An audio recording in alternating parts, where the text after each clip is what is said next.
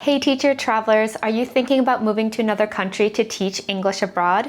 Before you sign a contract and before you decide to sell all of your belongings, make sure you know these 10 things that they don't tell you about teaching abroad. In this video, I'll help you understand what to expect when teaching English abroad and what you can do to avoid any stress or overwhelm. If you put these tips into practice, you'll be much better prepared to teach English abroad.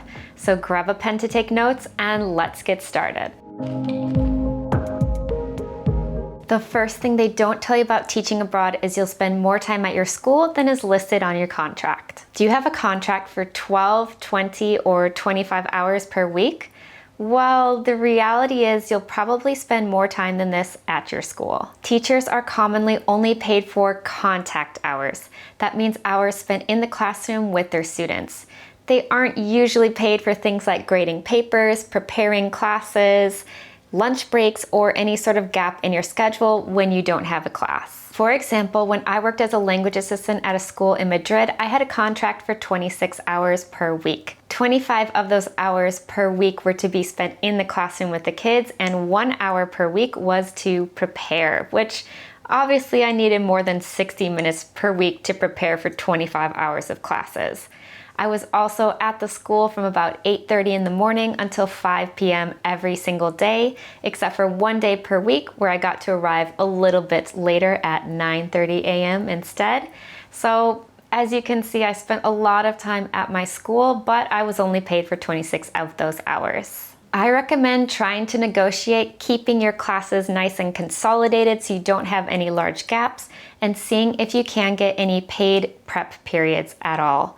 It might just not be possible if you're in a language assistant program or your school just doesn't have the way to really fit that in their schedule. So if that's the case, then at least during those times when you aren't teaching, you can be doing something for yourself. So try learning a language, try working on a side hustle, or spending time reading.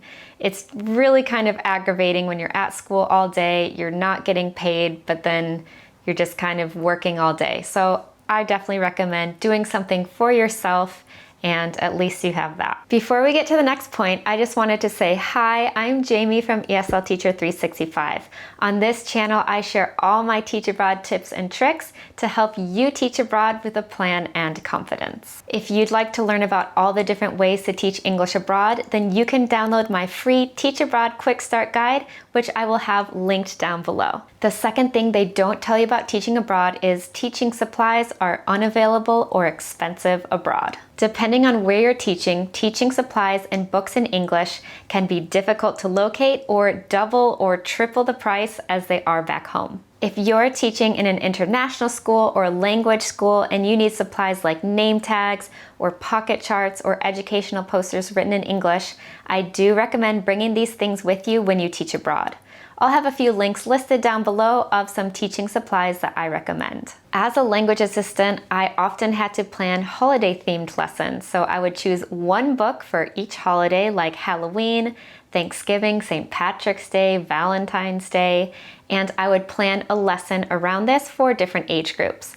For the younger kids, maybe I would simplify the story and then we would do some sort of art project. For the older kids, I would read them the book and then we would have a bit of a discussion. So I do recommend bringing one book for each holiday with you because you will definitely use it, and those books will probably be impossible to find in your new country, especially if it's something like Thanksgiving or Halloween. If you are packing light and you don't want to be bringing things like name tags and books and posters with you, then I do suggest getting a subscription for Canva Pro.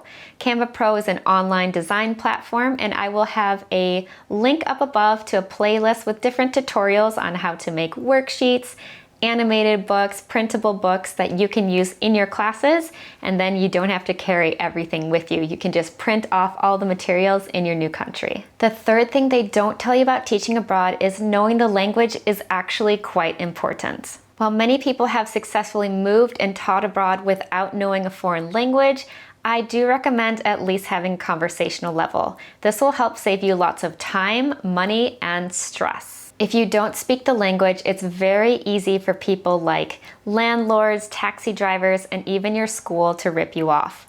I've witnessed some people signing contracts that were not very lawful, and it's just because they didn't understand the language, so they didn't know what they were signing. Daily tasks like going to the bank or planning a trip or finding something specific at the grocery store become monumental when you don't understand the language. Also, you'll fit in better with your new coworkers and new friends if you can communicate with them. Nowadays, there are so many great apps and courses to learn languages.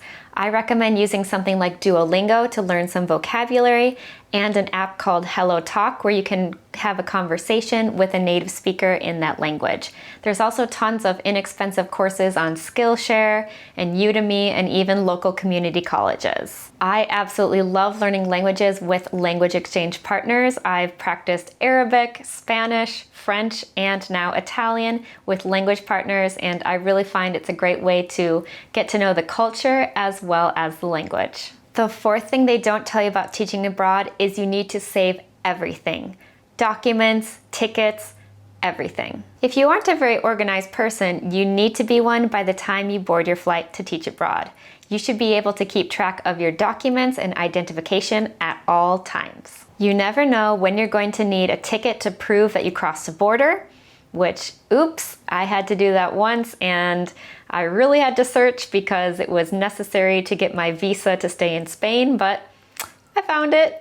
Or maybe your immunization record when you're bitten by a monkey, which is my worst nightmare ever. Or another one of those little passport-sized photos for some sort of document for your school, for your visa.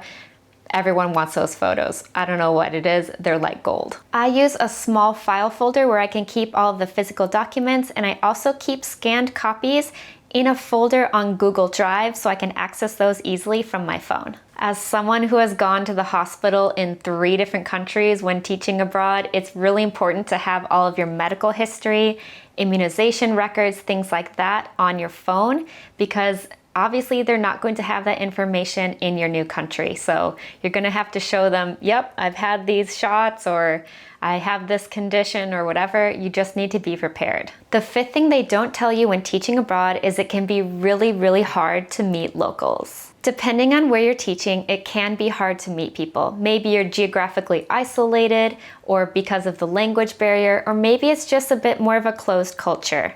Of course, when you can't meet people, it can be very lonely and isolating when teaching abroad. Sometimes you're able to choose where you want to teach abroad, so maybe you know that you want to be in a more lively city. But for some situations, like language assistant programs, you're just placed in some random school, so you could be out in the middle of nowhere. So you just need to know how to adapt and prepare. In my opinion, the easiest way to meet people is to start participating in activities. Join a club, join a sport, join a meetup group, anything like that. Of course, don't forget about my point number 3. You need to know some of the language. That will make meeting people a lot easier. Do you need help getting your Teach Abroad adventure started? I offer one-on-one coaching to help you make your Teach Abroad dreams a reality. If you'd like more information, you can email me at jamie@eslteacher365.com. The sixth thing they don't tell you about teaching abroad is you might not be able to travel as much as you had anticipated. If you are teaching English as part of a program, be aware that many have strict attendance policies. You might not get all of your salary or stipend if you miss any teaching days. Some people want to teach abroad in order to use it as a springboard for traveling, and unfortunately, that's not always a reality. Set your expectations. Are you trying to travel as much as possible, or are you trying to have a stable salary? If you're trying to travel as much as possible, that's fine. Get your TEFL certificate, grab your backpack, go to Southeast Asia or go to Latin America, go from country to country, teaching a few weeks here and there as you go. But if you're looking for a more stable salary, then you're probably only going to be able to travel during long weekends and holidays. The seventh thing they don't tell you about teaching abroad is you need to have an evacuation plan. Living and working abroad means that things can change drastically at any moment. In 2011, I was in Egypt during the Arab Spring, and I had to evacuate in 48 hours, leaving behind my job, my friends, my stuff, and I still haven't been able to go back. What you need to do is give your family and friends as many ways to contact you as possible. Landlines, cell phone numbers, email addresses, people at your school, your coworkers, your friends, your landlord. Make sure that they have as much information as possible in case they need to get in contact with you. I have a crazy story about being evacuated. If you want to hear it sometime, then leave a comment down below. The 8th thing they don't tell you about when teaching abroad is taxes can get messy. Before we start, a quick disclaimer. I recommend hiring a tax accountant who is familiar with the tax laws in your home country and in your new country.